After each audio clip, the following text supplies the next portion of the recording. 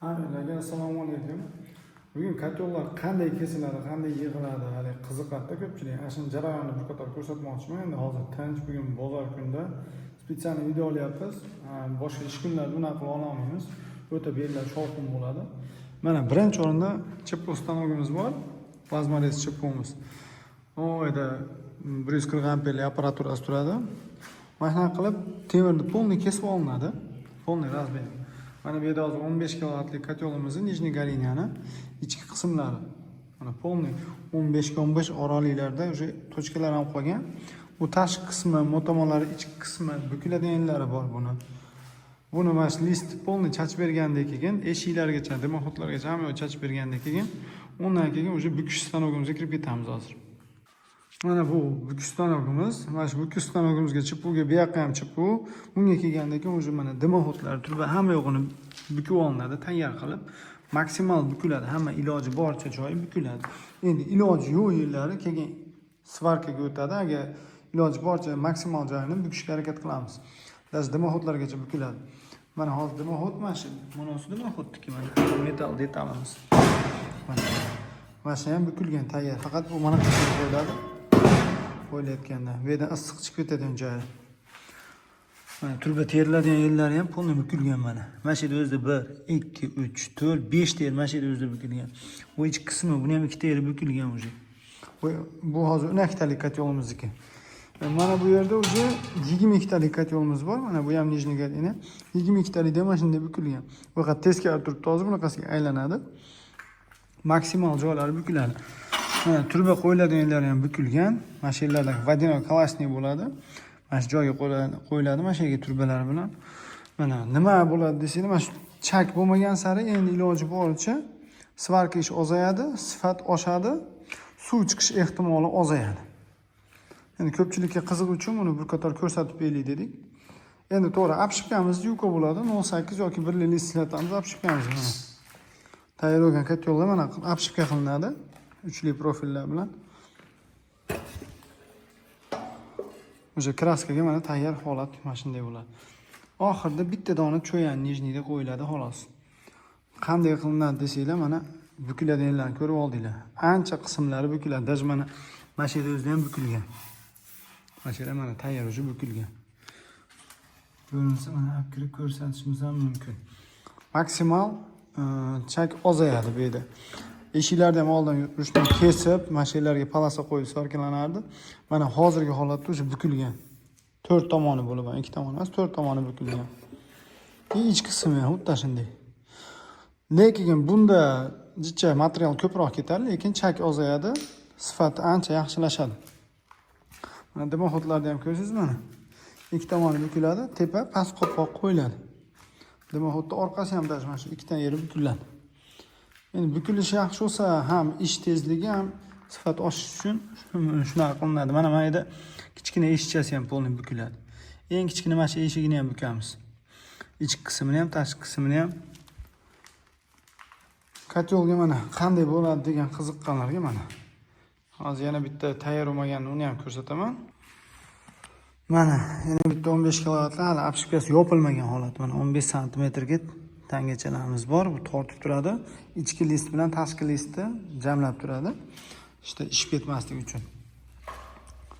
Orqa tomonlarda ham mana 15 sm joyda ham tangachalar bor mana. Ular ham tortni ushlab turadi. Shu tortqi vazifasini o'tab turadi. Kotyol ishmasligini ta'minlab berib turadi. U zohirlar zakritli sistemada ishlataman deb qo'yganlarga ham juda ham yaxshi qo'l keladi bu. Mana 30 kilovatlik bunisi verniy galiniya kotyol. Buni mana yonboshlarida mana teshiklar bo'ladi va havo kanal qilib yopiladi. Bunda ham mana tortqilar bor, hech yer ishmasligi uchun. Ichki qismlarda mana ikki yondan ikki qator tushgan, burchaklardan ham havo furkab yoqadi bu. Bu 30 kilovat. Bu hammasini teplameli mana trubniy bo'ladi. Turbalardan tashkil topgan bo'ladi. Aslida maksimal zo'r olib qoladi. Nimaga turba desanglar, turbada bunaqasiga ham qator orasida suv bor, bunaqasiga ham suv bor. 1, 2, 3, 4, 5 ta. Bu tomonga ham 1, 2, 3, 4, 5 ta.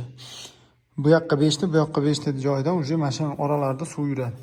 Suv yurgandan keyin tez isitadi. Kitob bo'lganda kitobda o'sha Faqat mana shu qatorlarda o'zida sovilardi. Oralaridan issiqlik o'tmasdi, issiq olishi pasayardi. Turbani yaxshi tomoni tez isitadi. Shuni hisobiga polni turba qilamiz. Teplobmenliklarda. To'g'ri, bu yoqlar list bo'lgan bilan aslida issiq oladigan joyi turba bo'ladi. So'rashingiz mumkin, buni nima deb qo'yamizmi? Pol avtomatda qo'yamiz. MiG 270 N248 2 deb qo'yibdi. 248 2 mana ko'rinayotgan bo'lsa, mana shu pol avtomatlarda qo'yiladi. 20 kilolik birlik sim turadi. Uglekislota. Nimasi reduktori, o'zi isiydigan reduktori bor. Mana shu bilan ulanadi muzlab qolmasligi uchun. O'zining orqasiga 36 volt toki bor. Mana shu pol avtomatlardan polni foydalanamiz mana. Jazik kompaniyasiniki haqiqatda sifati zo'r, qo'yishlari zo'r. Shunday qo'yib qo'yasiz, misol 120-140 amperlarga to'lg'ab olsangiz, o'zi voltlarni o'zi to'lg'ab oladi, sinergetikasi bor, ularda mavjud. Maza qilib ishlatadi. 5 metrli rukava chiqadi bunda. Держagi 5 metrli bo'ladi.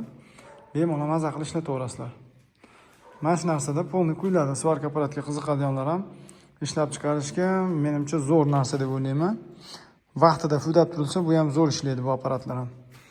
5 yil, 10 yil menimcha bemalol ishlayversa kerak, agar hamma yo'g'ini vaqtda qarab turilsa, changlarni fudab turilsa. Mana bizda bu ham jazik, mana yana bitta seximizda ham mana bu tayyor apparatlarimiz ham bor. Bundan ham adashmasam 4 ta bor. Bittasi yaqinda changini fudamagan ekan, kuyib qoldi, turibdi endi.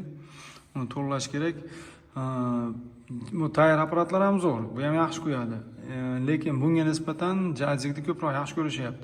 Bunga ham kondensator dabavka qilib qo'ysa, bu ham zo'r ishlayapti. Xohlasanglar tayyor, xohlasanglar jazikda ishlatsanglar bo'laveradi. Endi hozir ko'pincha hammasini jazikka yubordik. Eng ko'p apparatimiz hozir jazik. Shunga tayyorda endi obshipka qiladiganlar ishlataveradi. Ichki qismini quygani ko'proq mana shu bosimga quygani eng zo'r apparat deb hozir hisoblayapmiz. Jazik haqiqatda yaxshi kompaniya. Agar hali svarka apparat olishga o'ylanayotganlar ham jazikni olsanglar, menimcha adashmaysizlar. Bu ham zo'r apparat. Tozalovlarni vaqtida qilib tursanglar, zo'r ishlaydi, xudo xolasa. Katyol qanday ishlab chiqarilayotganini mana hozir ko'rdinglar. Bukiladigan yerlari ham bor. Svarka qilinishlari, oralarida misol necha qo'yilayotganlari. Buni ko'rib oldinglar, xudo xolasa. Mana qastanolarda mana butilayotganlari, chak miqdori maksimal ozaytirilgan. Svarka ishlari ham pol avtomatda qo'yiladi. 4 bosimda yana tekshiriladi manometrda. 4 bosimdan chiqqandan keyin uni уже keyin bemalol biz obshipkaga berib yuboramiz, yopishadi. 4 bosimdan chiqqandan keyin. Bizda 4 bosimda hozir mana mayda manometr bor, uni ko'rsatib beraman. Betiga ancha-muncha narsalar chachiradi, bizda endi iloji yo'q sexda.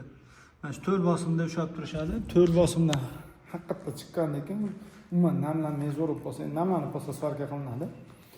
Hamma yo'q zo'r chiqqandan keyin undan keyin uni obshipkaga beriladi, obshipka qilinadi. Obshipkadan keyin kraskadan keyin elektronika hamma yo'q yig'ilib tayyor holatga keladi. Bek katyollarni ishlab chiqarishlari misol qiziqqan odamlar qanday bo'lyapti, ancha videoni joylab qo'yapman. Videoni ko'rib, bemalol qanday ishlab chiqarilayotgani, bukilayotganlarni ko'rib olgani, mana shu video qilib qo'ydik spesial. Чтобы ko'rsin, qanday ishlangan, qanaqa ishlangan, qo'lda kesilganmi, nimada tayyorlaysizlar, shunaqa savollar juda ko'p bo'ladi-da. Shuning uchun bu videoni chiqarib qo'ydik. Uning ichida qanaqa apparatlardan foydalanishga, misol svarshilar ham bizni kuzatadi, aniq bilaman uni. Endi svarshilar ham ko'rib turib, misol Jazik kompaniyasini apparatlarini olsanglar maza qilasizlar, bu haqiqatda zo'r apparatlar. Hozir esimda yo'q, 11 millionmi, 10,5 million esimda atrofida edi bular. Bu apparatlarda shu 380 ga ishlaydiganini olganmiz. 380 ga olsanglar 220 dan ko'ra ancha yaxshi bo'ladi. 380 dagi to'yt ham ozroq edi. Ishlashganda ham maza qilib ishlatasiz. 220 apparatlar ham yomon emas, faqat to'kilar yaxshi bo'lsa, lekin sho'tchi ko'proq yozib qo'yadi bunda. Bunda ham farqi bor. Shuning uchun iloji boricha 380 apparat olib ishlatinglar, maza qilasizlar. Agar qanaqadir savollar bo'lsa, kommentariyaga bemalol yozaverasizlar, hammanglarga javob beramiz, xudo xolasa. Mana oxirida уже yig'ilgan tayyor holatlari mana streshlab tayyor qilib qo'yamiz. Elektronikalarni joylab, uzunroq klapan, dimmer, ventilyator, hamma narsasini komplekt qilib, mana bu gradusnigacha bor, mana gradusnigacha podacha obratkalarni tayyor qilib, eshiklarigacha ligirovka qilib tayyor qilib qo'yamiz mana. Уже egasiga borgandan keyin bemalol yoqib ishlataveradigan holatga keltirib qo'yamiz. Tayyor holat o'zi mana chiroyli holatga kelib qoladi. Kraskalanib, strechlanib, chang bo'lmasligi uchun. Tozalov anjomlari bo'ladi mana. Yonboshda tozalov anjomlarini ham qo'shib qo'yamiz mana.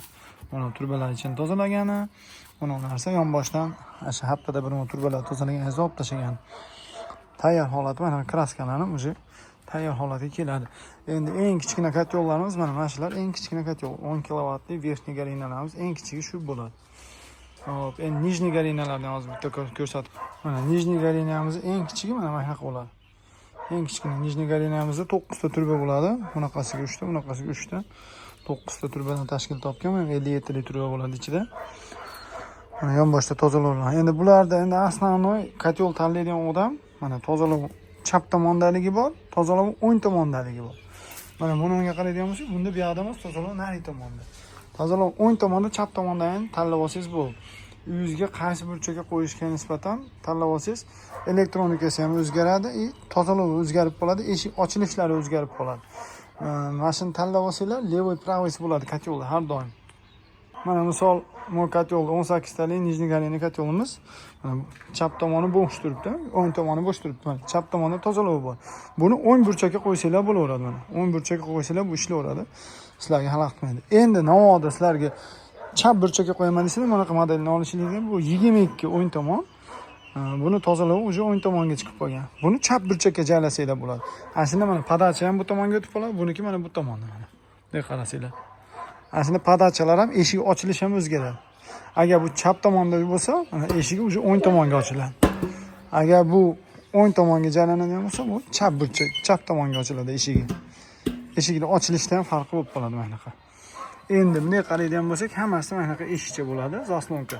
Ventilyator fudaganda eshikni ochib oladi, fuda bo'lgandan keyin yana yopilib qoladi. Yopilgandan keyin havo kirmagandan keyin ichida o't yonish to'xtaydi. Verniy gariniyada ham, nijniy gariniyada ham mana shu narsa bor. Buni hozir ko'rsatamiz, mana verniy gariniyamiz bayog'ida bor ekan. Verniy gariniyada ham mana shu zaslonka bor, mana shu ventilyator o'zi fudagani uni o'zi ochib oladi. Ochib olib, fuda bo'lsa yana yopib qo'yadi eshik. Mana eshik ochilib yopilaveradi, fudaganda ochilib, boshqa patena olib qoladi. Shuni hisobiga mo'ning ichida o't ham o'chadi. Yana qaytadan gradus 10 gradusga misol pasaydimi yo 15 gradusga qo'yib olasiz, oraliq masofasini. Miyada oraliq masofasi bor. 15 gradus yo 10 gradus pasaygandan keyin yana qayta ishlaganda qopqoq ochildi, kislorod kirdi ichiga, o't yondi, davom etdi. Yana ishlab ketaveradi. Menimcha mana hozir tushunchalar ancha bo'ldi insonlarga. Qanday ishlaydi, eshiklar nima uchun qo'yilgan, mana bu zaslonka eshiklar hamma yo'q bilan cho'da xolasa tushunarli bo'ldi degan umiddaman. Savollar yana qo'shimcha savollar bo'lsa bemalol beraverasizlar. Javob berishga xudo xolasa harakat qilamiz. Agar obuna bo'lmagan bo'lsangiz obuna bo'lib qo'ying. Yangiliklar bo'lib qolsa xudo xolasa yana chiqarib turamiz. Hammalarga har doim qishda uyda issiq bo'lsin.